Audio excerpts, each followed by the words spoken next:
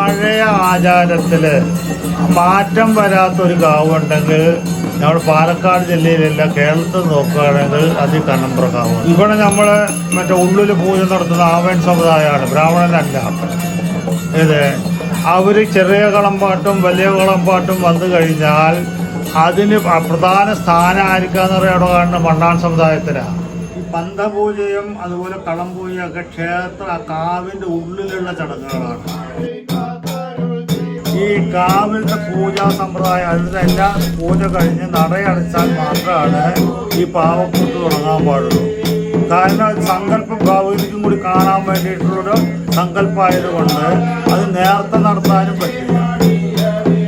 ഈ കാളികാവുകളിൽ മാത്രമാണ് ആ കാലഘട്ടത്തിൽ സാധാരണക്കാരായിട്ടുള്ള ആൾക്കാർക്ക് പ്രവേശനം ഉണ്ടായിരുന്നത്. അതും ഉത്സവകാലത്ത് മാത്രം. കർഷക തൊഴിലാളികൾ, കൃഷിയോടനുബന്ധിച്ചിട്ട് മറ്റുള്ള സമുദായക്കാർ, അങ്ങനെ അടിച്ചമർത്തപ്പെട്ട ഒരു വിഭാഗത്തിൻ്റെ ഏക ഒരു ആശ്രയം കാളികാവുകൾ മാത്രമാണ്.